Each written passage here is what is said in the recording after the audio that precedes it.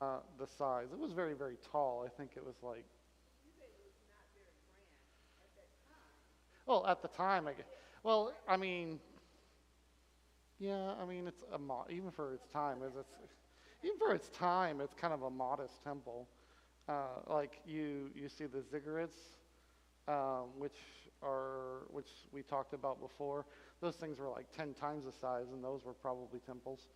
So I mean, and those predate the Solomon's temple by almost 1,000 years.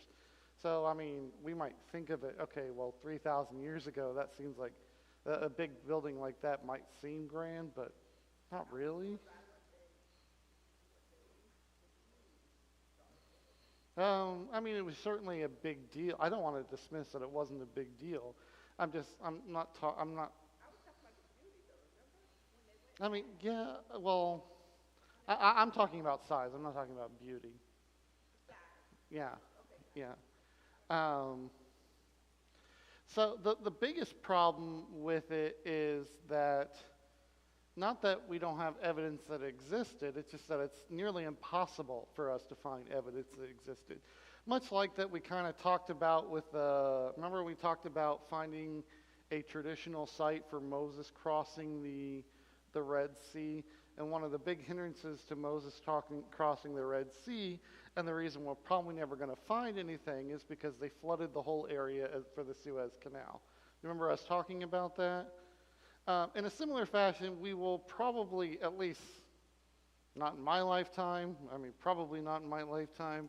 I don't know, it's kind of, things seem like a hotbed over there right now, so I don't want to speak or say anything.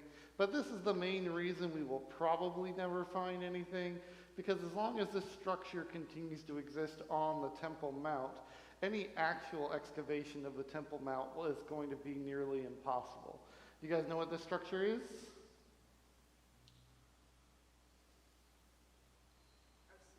It is the Dome of the Rock. It is considered to be one of the most important holy sites in all of Islam. Not quite Mecca, but it's definitely up there in the top three.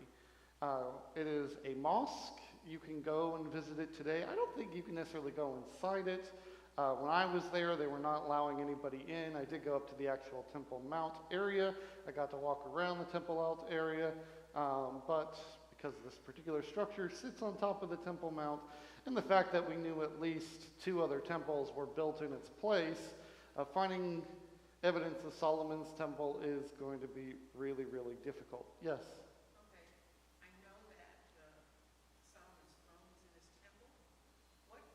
No.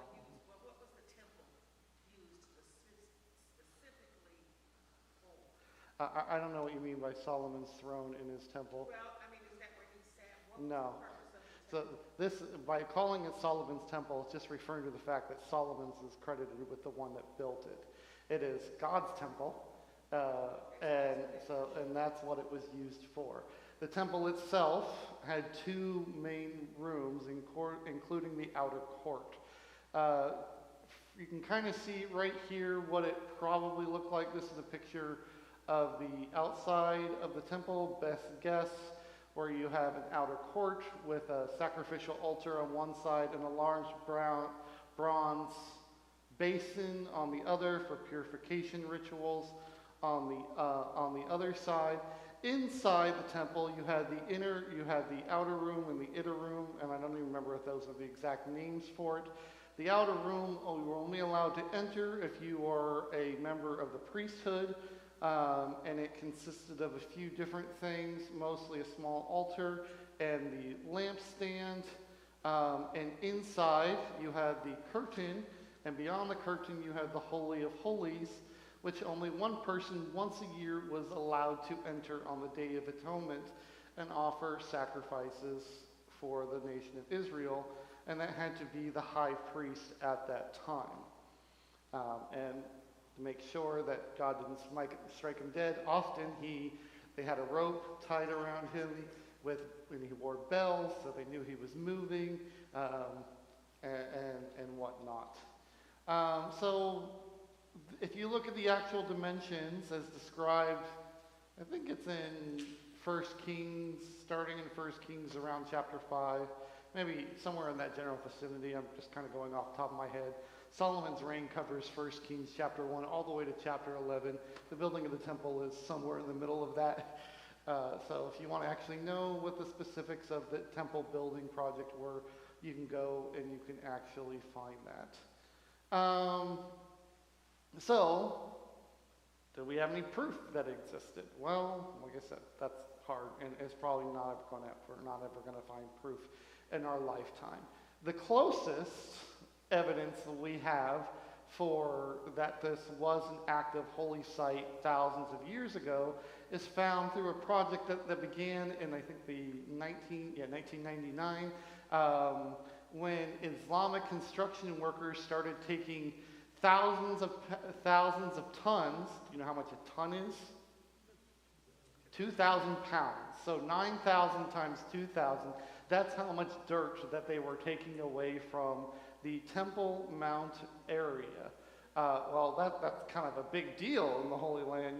You just don't take dirt, any old dirt. I mean, even to go in the middle of the desert and randomly start digging can be kind of a very big deal. And we're not even talking about a specific spot that's anywhere near of anything of prominence that people have known about for literally thousands of years. But they started doing this, and people said, hey, there might actually be something here we need. So they created what was called the Temple Mount Sifting Project that was done by 2 universities and the Archaeological Foundation at the time, where they started going through all this dirt with a sift. Well, what's a sift? Does anybody know what a sift is? It's like yeah. We give them to little kids to play with a sandbox. They used it to mine gold. You basically, it has like a mesh screen, and you shake it out till you find something of any kind of value. And through this project, they have found more than 5,000 coins. They have found jewelry, beads, figures, arrowhead, tools, clothes, game pieces, a lot of pottery. And pottery is especially important because what does pottery tell us? Well, pottery is a very good way to track a timeline. Different pottery styles are very distinct throughout different periods of history, and so we can often look at a piece of pottery, and even if you say that carbon dating isn't an exact science, pottery provides a more coherent picture, because even though it might still be within a 100 to 200 year time period, you're looking at, well, you can date that piece of pottery to that general time area. So finding a lot of pottery, especially a lot of particular type of pottery, is very, very important. But there are a few things that they found in this sifting project which are historically important. And the first of those is a seal impression. This particular seal, this seal is probably about the size of a coin. As you can see here, I think those measurements are in millimeters, so it looks like about an inch long. Belonging to the Ayahu, if I had to guess on how the son of Amir, which is the name of a biblical priest, actually mentioned in the Bible in the time of Jeremiah. When did Jeremiah live? Does anybody know? Jeremiah lived about around 620 BC to all the way to probably 550-ish BC. I don't actually know the dates. I'm guessing here. We know that Jeremiah was the prophet when a significant event happened in Israel's history, one that we can date till a very almost precise year, and that was the Babylonian exile. Babylonian exile happened in 586, 587 BC, and we know that because the Bible tells us that's when he lived. We know particularly that Jeremiah was the prophet that hid the Ark of the Covenant from the Babylonians, and since then it has not been seen, despite what some people have claimed. So the Bible actually mentions this particular priest during the time of Jeremiah, which means that he was a priest in actual Solomon's temple. Because even though this temple was destroyed by the Babylonians, it is not rebuilt until the end of Babylonian exile, 70 years after the initial event. So Babylonian exile ends, according to the Bible and according to most non-religious texts, with the reign of King Darius of Cyprus, I believe. No, reign of King Darius, the Persian king, around early 510, 515-ish BC. And it is after that that the Israelites in the time of Ezra and Nehemiah start to rebuild the city of Jerusalem, rebuild the walls, and rebuild what is later called Zerubbabel's temple. So, the fact that they found this shows that there was a priest that the Bible attests to, and that he was a priest that the Bible says was actually part of the temple worship in Jerusalem at that time. So even though this doesn't prove necessarily that Solomon built a temple, that it does prove that there was a temple in operation around the time that this priest lived. Did you say the Zerubbabel's temple? Zerubbabel. Okay. Yes. Nehemiah rebuilt the walls, Zerubbabel rebuilt the temple, and Ezra is the priest at that time. All these can be found in the books of Ezra, Nehemiah, and one more that I'm completely drawing a blank. It's the same time period. You guys know that song, These Are the Days of Elijah? Yeah, I like the song. It's a good song. But when I was in college, I had a friend who went up when he was going to song lead during chapel. He said, the song says, rebuild the temple of David, rebuilding the temple of praise.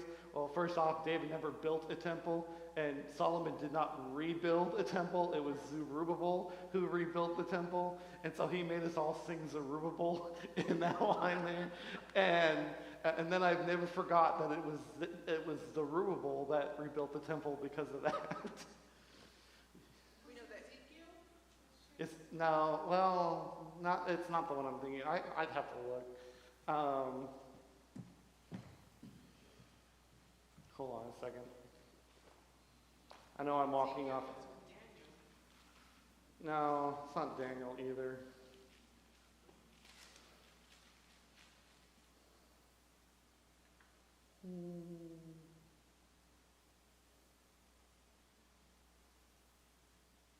No, it's Esther that falls in that timeline. So yeah, she doesn't mention the rebuilding projects, but she's in that timeline. So that's what I was thinking of.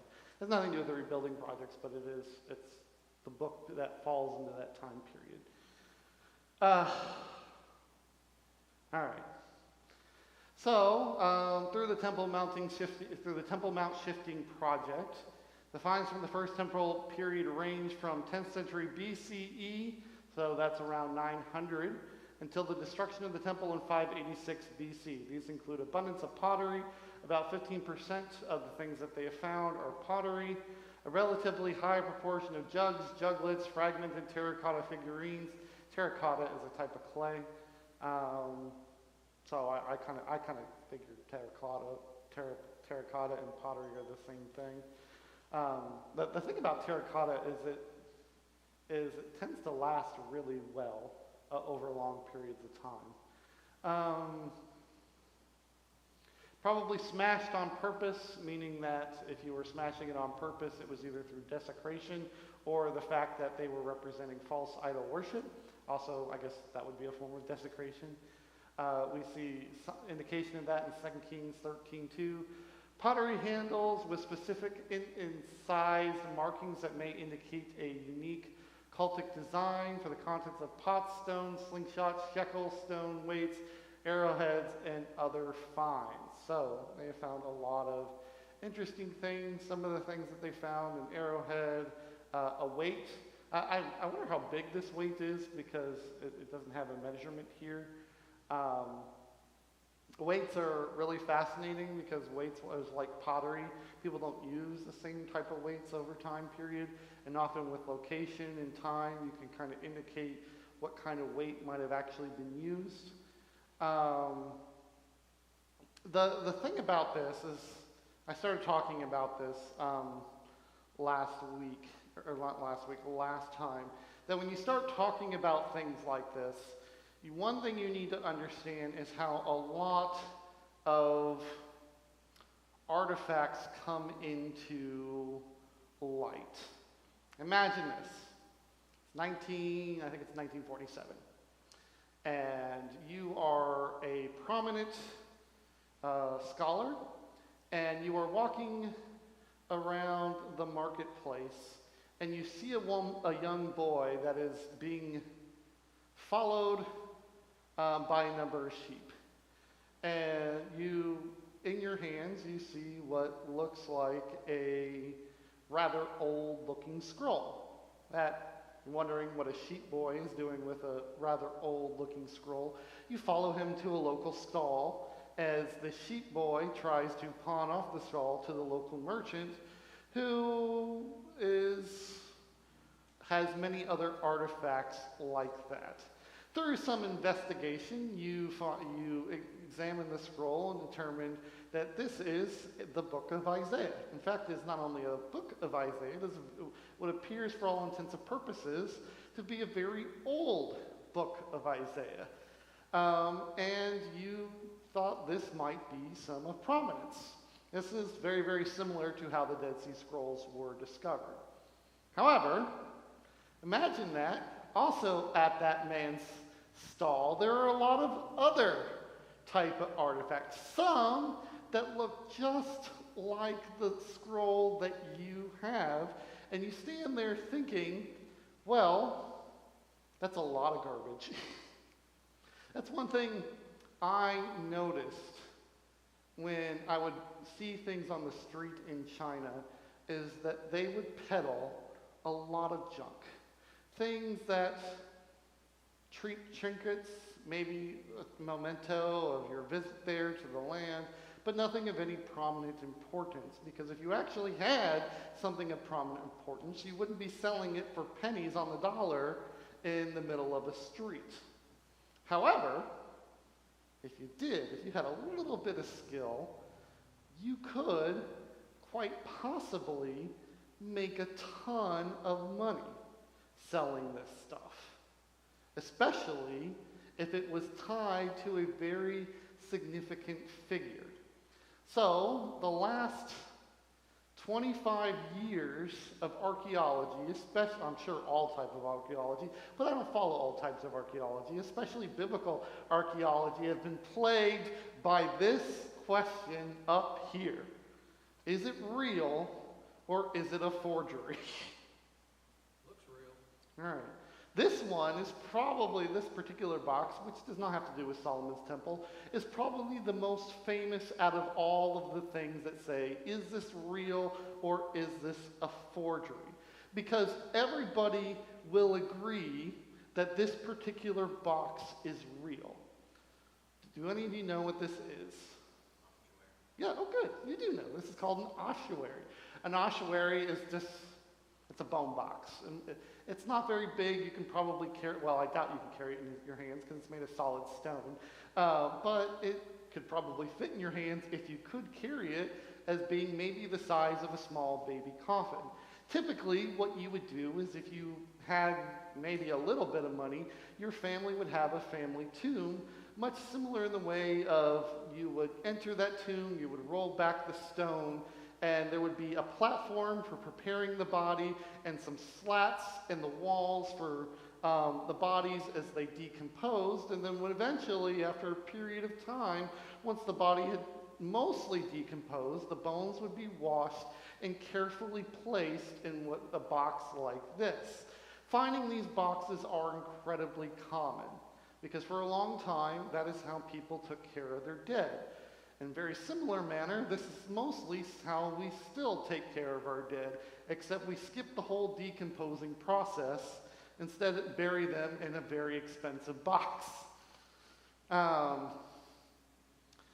However, and normally, if the family had put any effort into it, they would inscribe the name of the person on the box. This particular one says this: Yaakov, son of Joseph, or James, son of Joseph. It was presented in 2002 as a direct archaeological link to the historical Jesus because of this phrase that is found after it, brother of Jesus. Of those found at the time, and I'm talking a lot, only one other relative has been mentioned on an ossuary that was not the father of the person who the box was about. And that person, I believe, was Herod the Great. Now, that makes a lot of sense. You may not know who Joseph is, but most of people would probably know of Herod, because Herod was a very prominent figure during the time period. History has a lot of documentation of Herod, and the Bible even mentions Herod and Herod's sons in a few different places. However, if you had this box, what do you think this box would be worth? It would be priceless. Because up until this point, this is the I think probably even still at this point, this is the closest thing that we have of physical evidence of Jesus' existence. I'm excluding the Shroud of Turin. Shroud of Turin is a whole other story.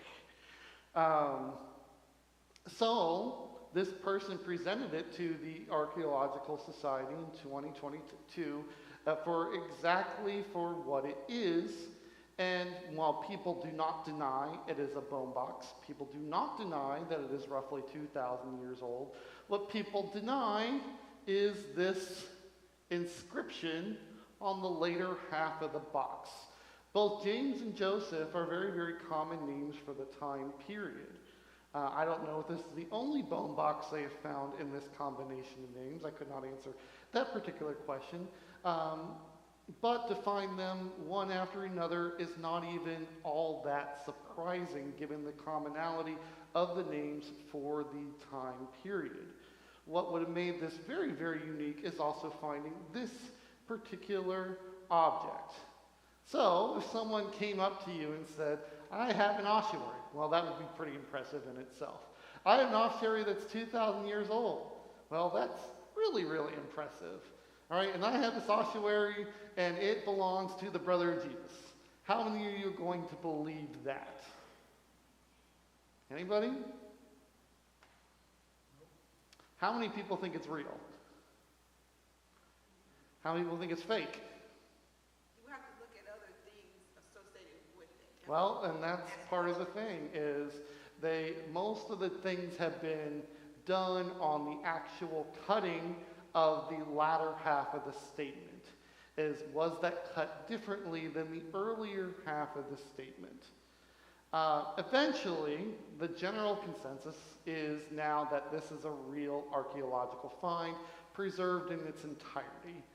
I don't know if that's going to change. It seems to go back and forth. Right now, that is what the prevailing thought is, and this is according to the Israel Antiquities Society, I believe is what it's called. Yes, go ahead.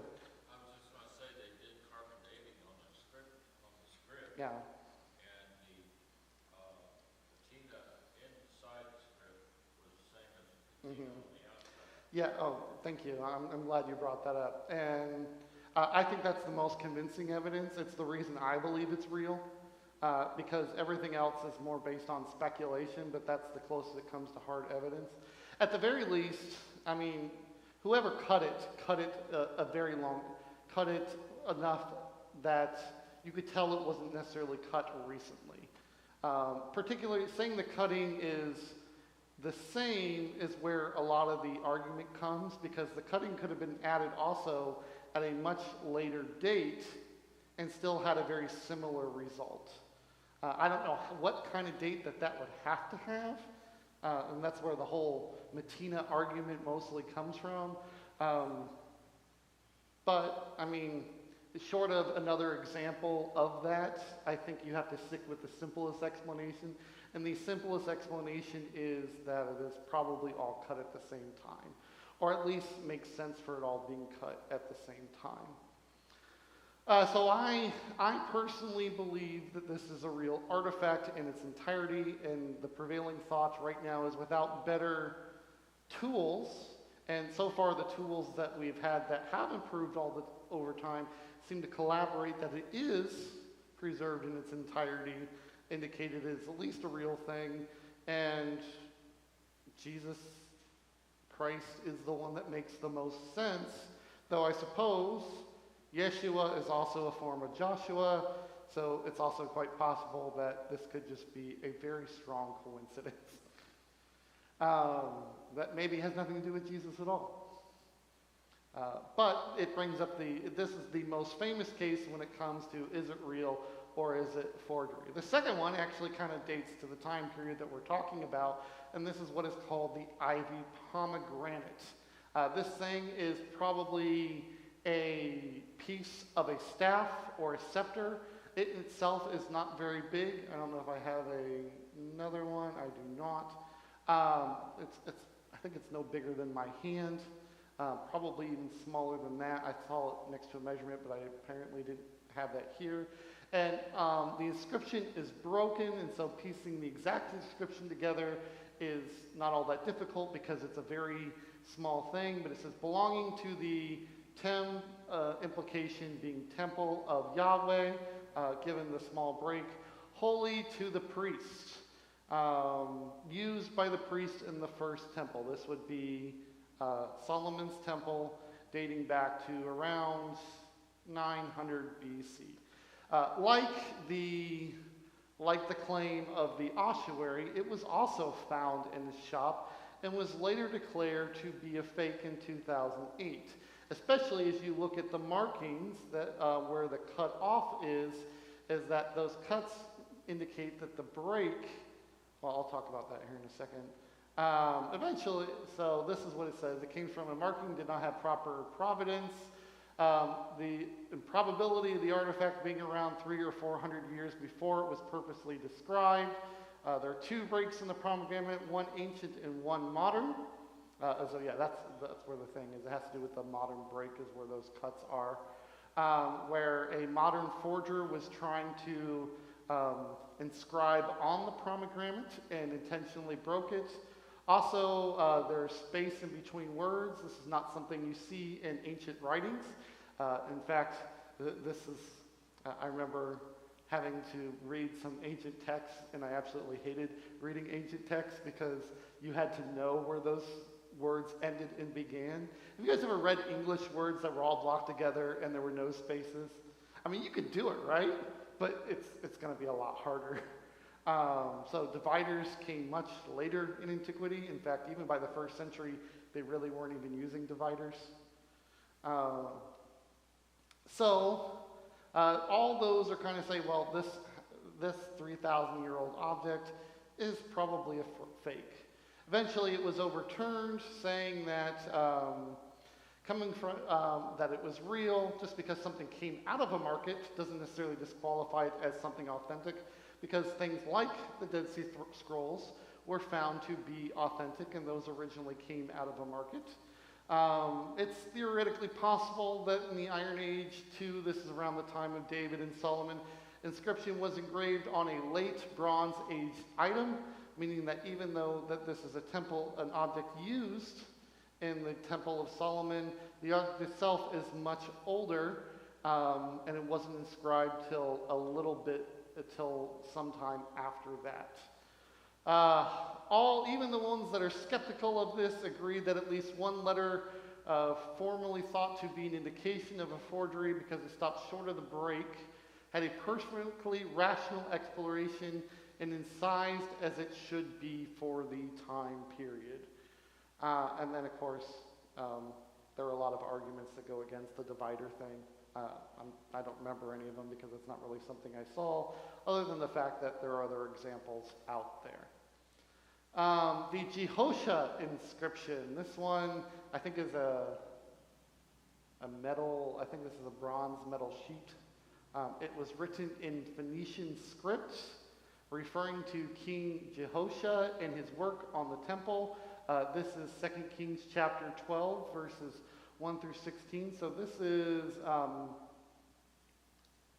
believe, around the time of Hezekiah, or not, when is Jehoshaphat as king? I have to look.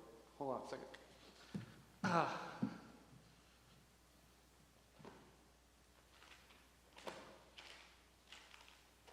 I should just bring my Bible over here. It would be a whole lot easier, wouldn't it? Miss Karen's giving me the side over there.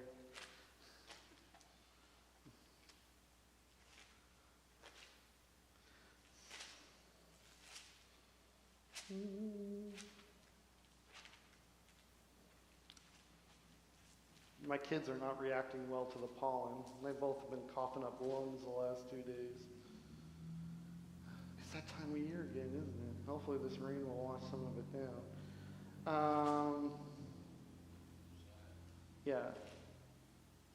Jehoshaphat? Joash?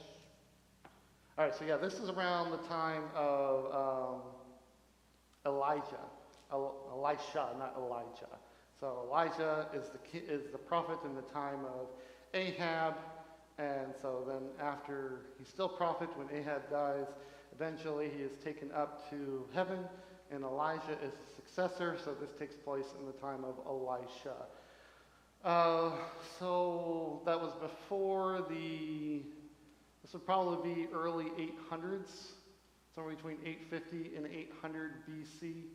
I have an actual Northern King timeline if we get that far. Eventually it was believed to be a forgery, though it was never proven. This is what it actually says. This is, I am Joash, I'm going to just keep butchering that name, son of, and you can see how it kind of cuts out because of the break in the actual tablet, and perform the work of this house, where men's generosity was full in the land and the wilderness, and all the cities of Judah to give money to sacred donations abundantly to buy stone and juniper, wood, and Edomite copper, performing the work of the good faith and metal to repair the temple and the encircling walls and the stone structures and the lattice and the spiral stairs and the recesses and the doors. And this day will become a testimony that the work was proper. May Yahweh ordain his people to be blessed. Now, I realize that I forgot to put, I remember what happened now. What was I saying? So we don't really know about this one. A very cursory glance would be, okay, well, why is it written in Phoenician script? And that's not all really that surprising, because a lot of this reads like a decree, and a lot of decrees get written in multiple languages and sent throughout the land. But the fact that it is, as you can see, so well preserved really just kind of gives you pause about its authenticity. And if it is, and I don't actually know what kind of material this is, if it is bronze or copper, it would show signs of erosion. And as you can see in that picture, you really don't see any signs of erosion there. That was as far as I got. Well, it's not as far as I got. I actually have much, much more. But for some reason, the program, remote PC, was not working when I finished my lesson, that I had the rest of the lesson prepared for this week. And so I don't have any slides to show you right now until remote PC is back up. And my apologies for that. But these are basically we do have proofs of evidence of a temple existing, at least in this general time period. And even though some people do claim that the things that we have are forgeries, like a lot of things, it really depends. One, it really depends on who you're talking to, because even with the ossuary, there are still people who will declare to you that that thing is a fake. And the main proponent of it, and I wish I could remember his name, he was the one I read all the stuff about when this was a big deal back in 2008. This is how I really got excited into archaeology. He was the biggest proponent, and he had his credibility dragged through the mud. And I remember when the Antiquities, the ICA, the IAA, the Israel Antiquities Association, finally admitted that it's probably real. I mean, he was so excited. The stuff that he wrote after that was it was very snubby to them. So it really depends on who you talk to. And even as we've talked about in all archaeology stuff, the dating for it isn't necessarily an exact science. Going further from here, though, the good news is we're going to start seeing a lot more evidence for an archaeological reign in biblical Israel, especially as what I wanted to talk about and what is going to be called the Omrite, I think it's Omrite dynasty. How many of you know who King Omri is? Would you guess Northern Kingdom or Southern Kingdom? Yes, he was the king in the north. The Bible dedicates, I believe, 2 paragraphs to him. Not very long. Let me see if I can find it.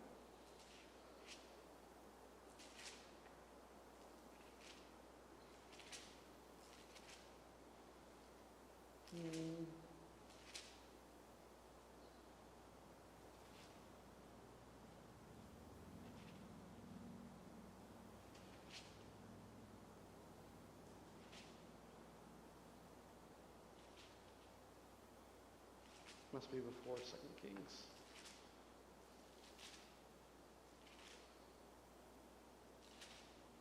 How do you spell it? What? How do you spell it? Omri, I think is how it's spelled.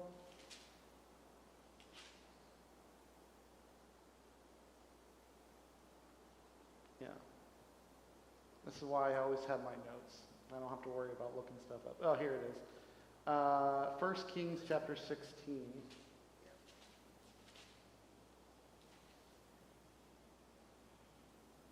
Yeah, that was right. 2 paragraphs. 1 Kings chapter 16, verses 21 through 25. Notice how much time the Bible spends on this king.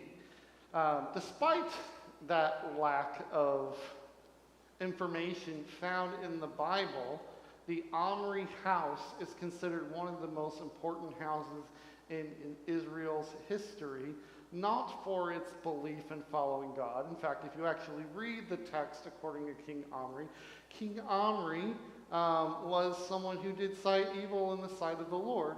But because it is during the Omrite dynasty, which lasts a number of years, I think it lasts more than 100 years. He's going to have numerous sons. It is considered northern Israel is at its most prosperous in terms of economics and relationships with its other nations. And because of that, we don't just have things that we don't just have to rely on things that we find in the ground in ancient Israel. We can turn to the other nations, specifically that nation to the north, which is, anybody's guess? Big powerhouse country that lived in north of Israel. And which empire was that? Yeah. Huh? Oh, Hittites too. Maybe I'm thinking, is it north? No, Hittite is more that way. I think Hittite's older. Yeah, not quite Persia. Eventually defeated by the Babylonians, and that would be the Assyrians. Yeah. Their capital was Nineveh. Isn't Nineveh in Turkey? Nineveh is in northern Syria. Oh, okay. Well, then I'm mistaken by the geography. But it's still north of them, right? All right, so yes. We have a ton on the Assyrian Empire, specifically in terms of paying tribute, in terms of conquest, and we're going to see some of that found here. in the Omri Empire. Any questions about anything that we covered today? I got a story for you. All right, go ahead. I was in the Middle East. I went into a silver shop, and in there they had a buffalo head nickel. Oh, And I told the proprietor, I said, this would be worth something if it had a date on it. His answer was, what date?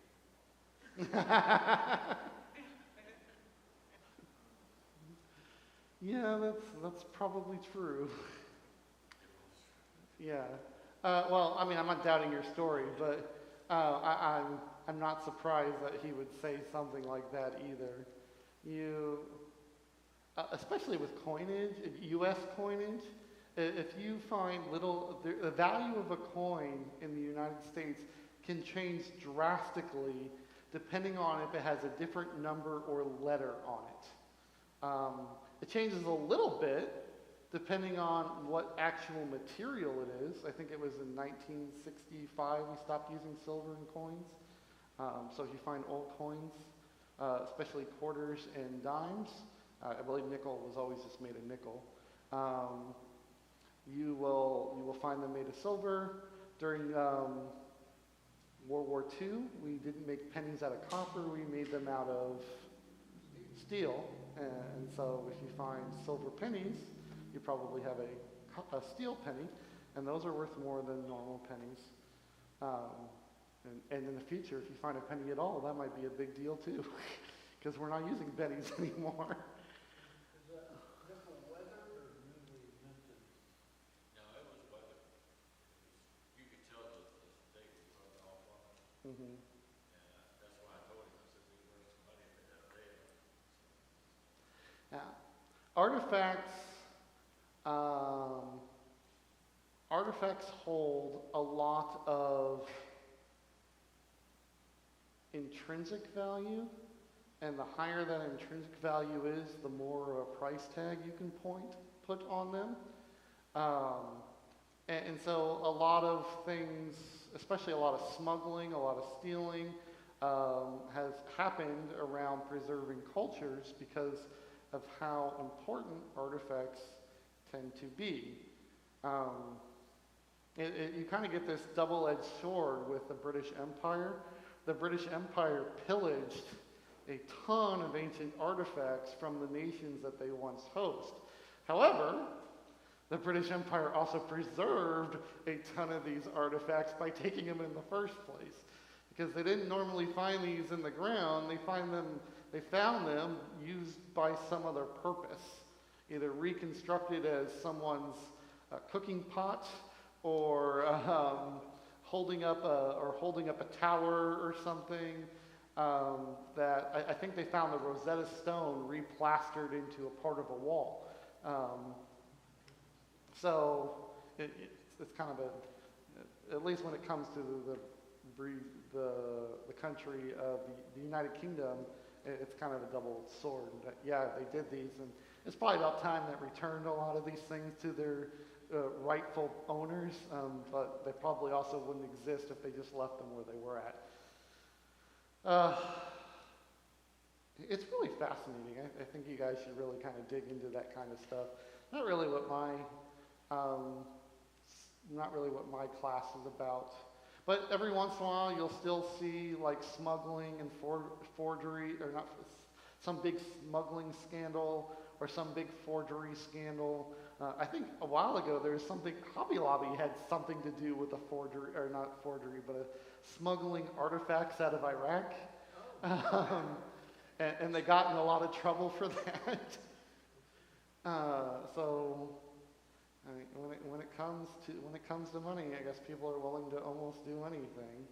So you brought up the shroud. I don't want to talk about the shroud till we actually get more into the shroud's time period, because that's going to have a lot to do with its own kind of thing. Where when we're talking about scandals, the ossuary stands as the most prominent scandal thing, even though it doesn't really fit the time period. Where the shroud has a lot to do with the particular time period than it has to do with actually being real or not. So that's why I brought up the shroud, because the two most things that point to Jesus are the shroud of Turin and this ossuary box, and that was the only reason I brought it up. So I'm sure it's Catholics, and I know you both come out of Catholicism, but Catholics have this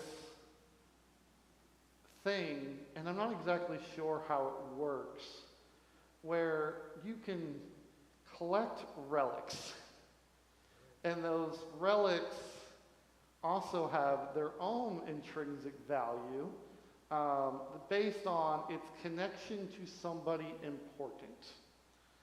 And I don't really understand what the purpose of collecting these type of relics, other than it becomes somewhat of a status symbol. Do you know what I'm talking about?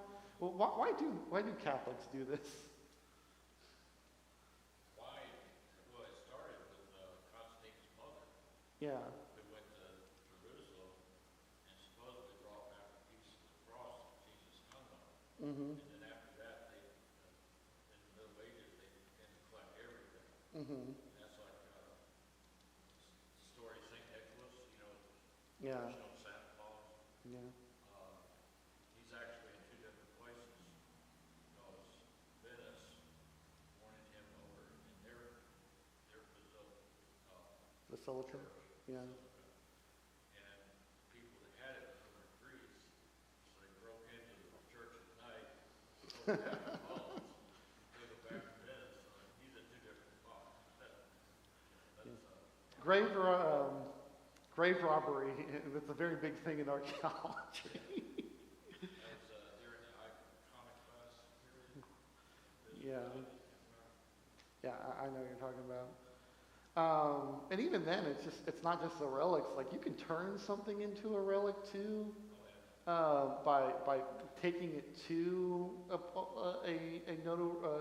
to a place of note. I think it's a big scandal. Did you guys, most of you know about the Canterbury Tales? You've heard of it. Maybe you've never read an individual part, but there is one of the characters that Chaucer talks about is I don't remember what his actual name was, because he didn't really name them. He identified them by their professions. And this particular person was a collector and trader of relics. And it basically seemed like and he basically made him out to be a scam artist. And that's what I think about, is these people are just trying to scam, like those people in the markets. They're just trying to scam you.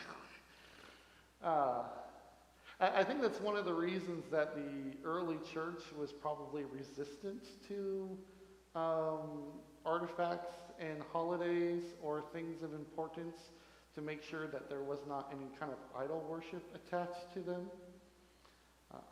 But now we see them as being important for our historical journey and understanding where we came from. Some of these things you have to understand, like the Egyptian Empire. The Egyptian Empire, not many dynasties, lasted so long that by the time of Moses, there was archaeology going on in Egypt.